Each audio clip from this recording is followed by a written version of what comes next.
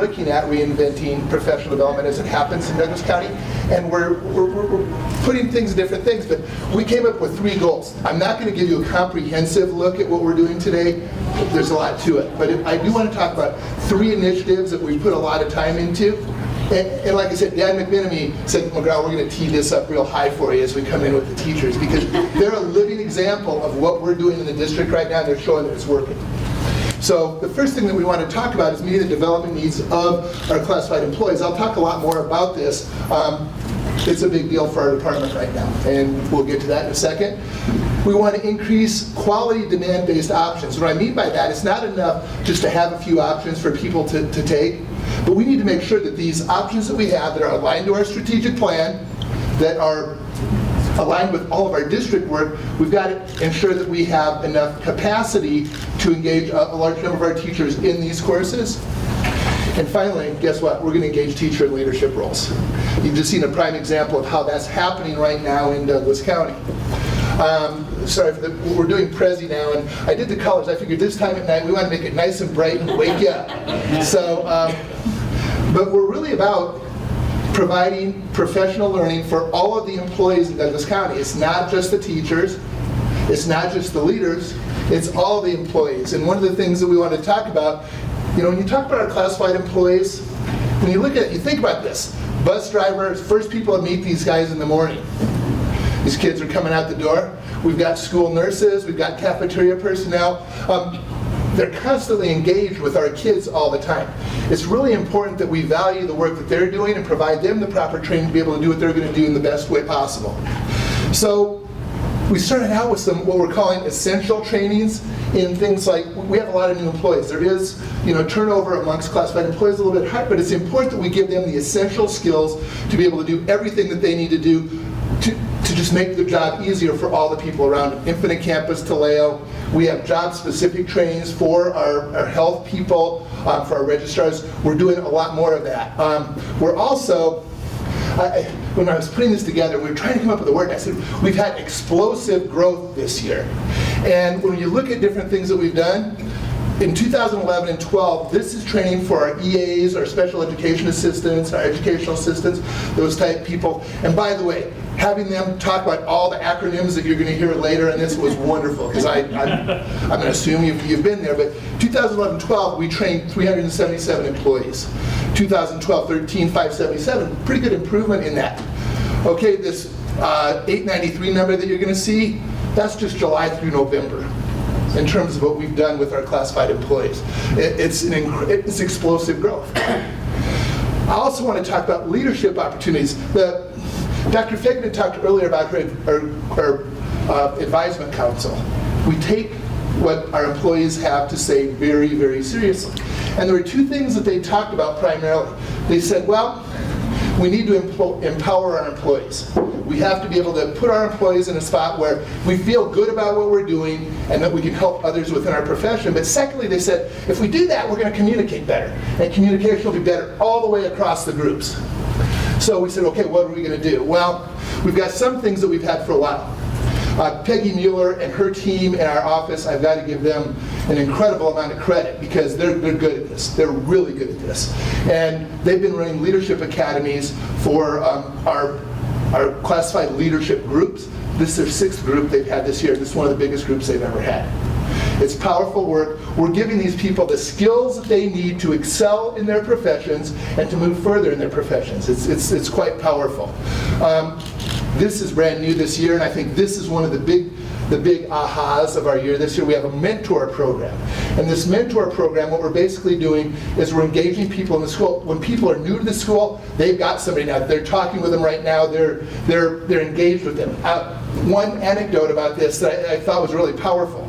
You know, we think about new employees, but one of the pieces of information that we received back on this is one of the mentors said we had 2 of the custodians that were working at our school.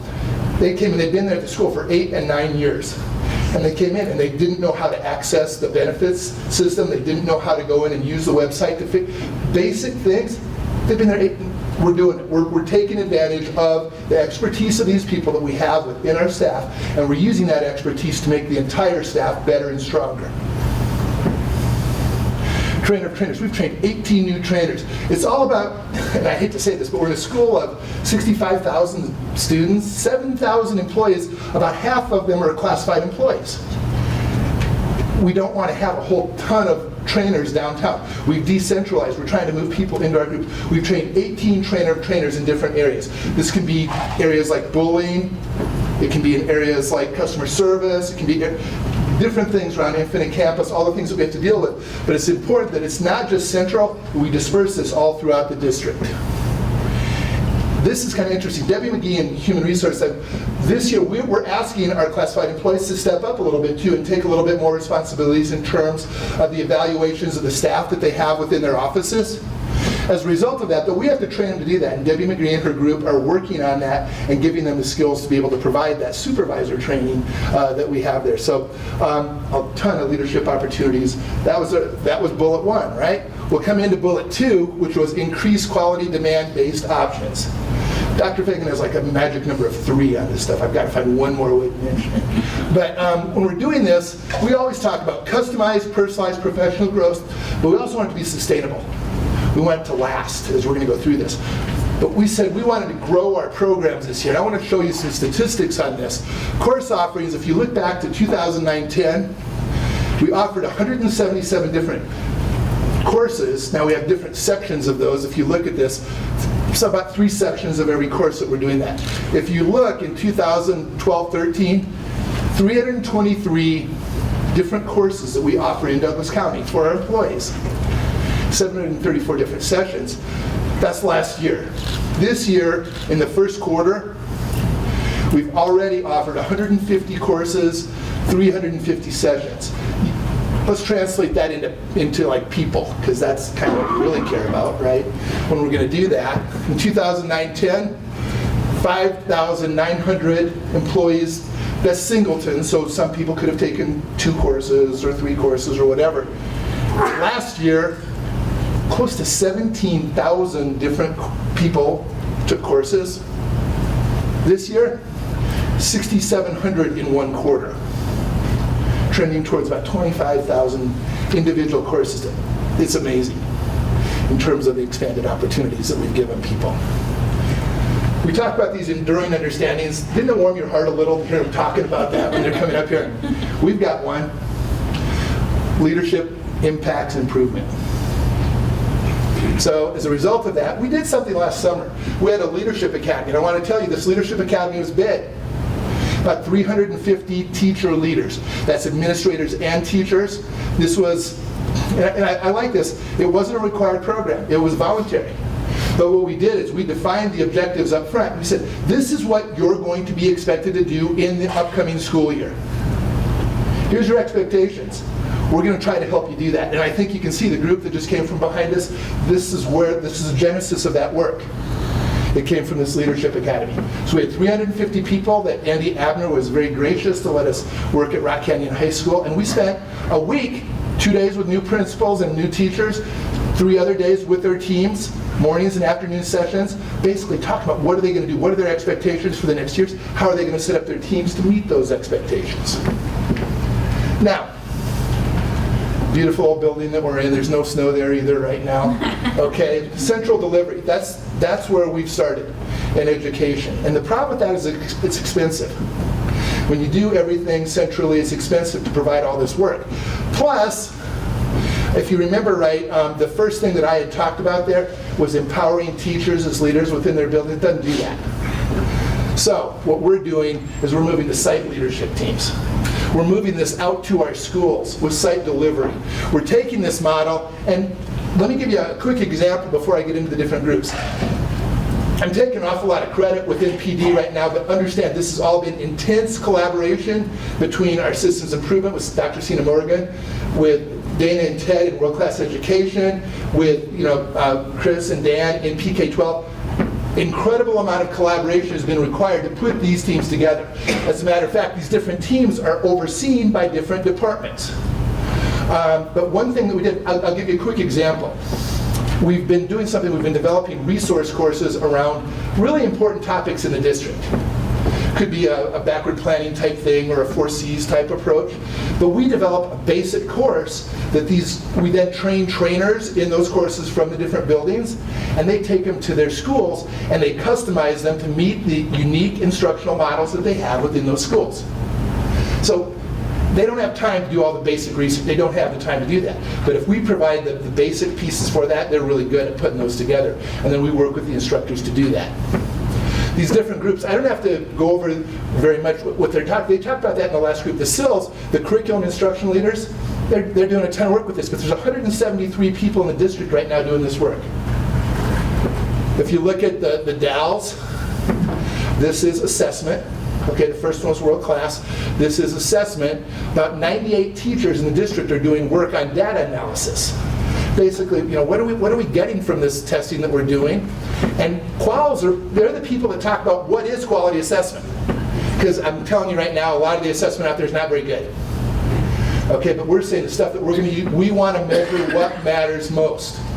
And so these people are working on that. So we're saying what matters most and how are we going to use that data, and then what kind of a curriculum approach are we going to use with our guaranteed viable curriculum to make this happen. DADLs are my favorite because it's just fun to say. DADLs. And we have 88 teachers in our district that are working on really, these state-of-the-art digital teaching approaches that are happening, and these are actually my favorite because they're my peeps. The change agents come out of our office. We oversee that. They're basically the people that work with all of these other groups to develop a cohesive plan and strategy within those buildings as to how to utilize all this stuff. And it's all a team effort. Nobody really oversees it, but they're part, and generally they're the PLSs, the professional learning specialists within the buildings that kind of oversee that with help. And this is a unique team. It was unique last year. This year, the other people are doing this too. It has both administrative and teacher leaders within that. That's a great approach because I think the team approach to the professional development plans make it work. Finally, I want you to look at that though. There's a couple hundred, 400, 500, about 650 people. Those guys all get paid about $1,500 a piece. Just to let you know, they are paid. The $1,500 a piece, we put that around 32 to 36 hours of work. That's what we're expected to do. They all do more than that. Every one of them does more than that. But just know that's where performance pay money is going right now, towards those 800 people getting paid, that much money. It's a drop in the bucket, but boy, is it a good investment in terms of what we're doing. Change agents oversee the work there. One last piece, and I'm really done with this. I was really encouraged that the teacher group went before we did because they're a living example for you that this is happening within the buildings. But the slide before that, look at the numbers there. This is happening all over the district right now. Okay, this isn't, and Ponderosa is an excellent example, but there are teachers all over becoming involved with this, becoming leaders within their schools, becoming the subject matter experts within their school, because we feel that's the only way to really provide the sustainable professional development that we need, assuming isn't that a beauty? When you're looking at this, our mission statement's up there. We're transforming professional learning for all staff to meet the needs of today's students. Pretty simple, but that's what we're doing.